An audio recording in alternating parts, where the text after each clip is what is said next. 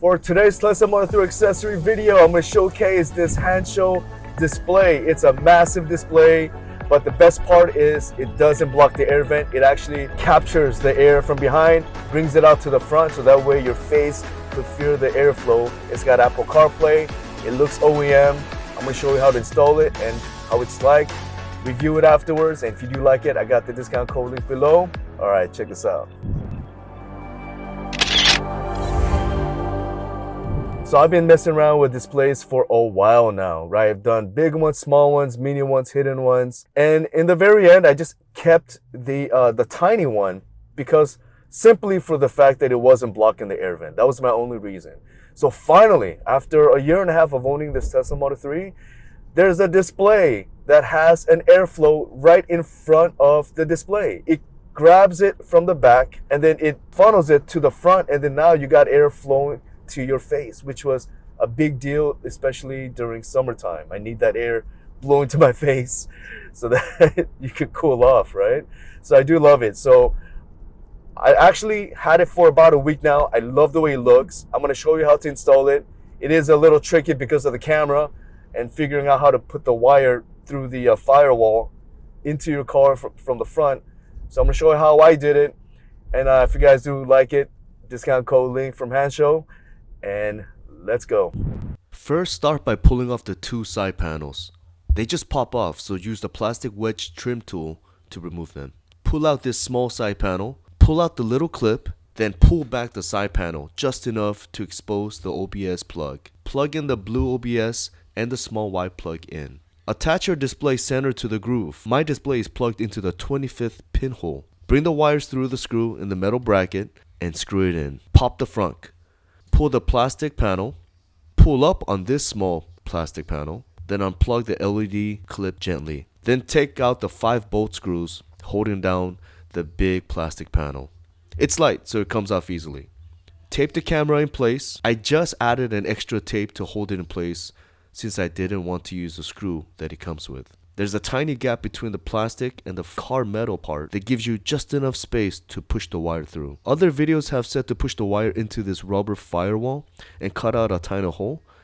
I didn't want to cut anything out, so I just used a small gap on the side panel using a long zip tie with a wire tied to it, then tucked it in under the rubber and even taped the exposed wire in case of rain. Now, I'm not a pro at all, and I don't recommend this to anyone, and this is just what I did. So if you have a better method, please let me know in the comment.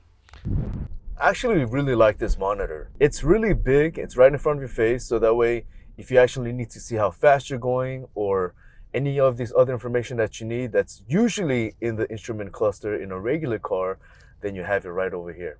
Of course, most importantly, it's got the airflow that comes out to your face, so that way during hot season you get to feel the air conditioning right in front of your face. And that's one of the reasons why all the other big monitors that they made in the past, I didn't like it because of the fact that it blocked the air vent. But now it seems like all the displays are now making sure that the air vent isn't blocked. So it's great that when you first turn it on, when you first turn your car and you're going, it instantly shows your front facing camera in case there's some debris on the ground or anything like that. So just extra safety, because I do have an expensive $1,200 real carbon fiber front lip that does help make my Tesla Model 3 look a little bit more sporty. It's got 3 different interfaces. They all look really nice, but I like this one the most. It's got the big round circle speedometer that tells you how fast you're going. A couple of cons is that it's not an exact white color as your center screen. It has a little bit of blue tint. At nighttime, obviously it looks identical, black on black.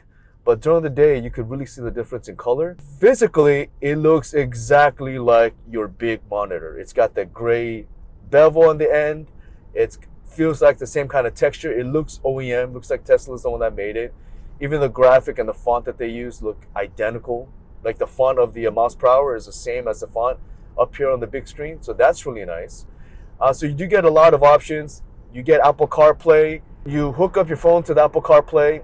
It instantly connects when you come inside, but for the first minute, the audio of the Apple CarPlay will come out from your display. There's a little speaker back there.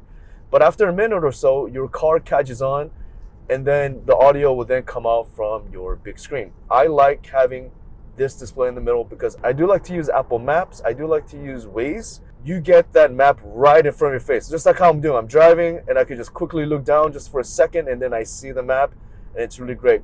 Another thing that's great is that your Tesla will give you a red warning on the camera screen when you're turning left or right if there is a car in your blind side. I like that. That's a new feature. Another con is that the text of everything is on the bottom of the screen, like the range, the battery power, odometer. Having a yoke steering wheel, it kind of blocks that view. I know that if you had a regular round steering wheel, it won't block that view, so that's very nice for just a regular round steering wheel. But for yoke, I can't really see it. I have to do this to see it. So I absolutely love the way this looks. At first, I thought it was a little too big. I was kind of missing my minimal look, but you kind of get used to it. I've had it for about a week or so, and you get used to it, and you really appreciate it. I do recommend it.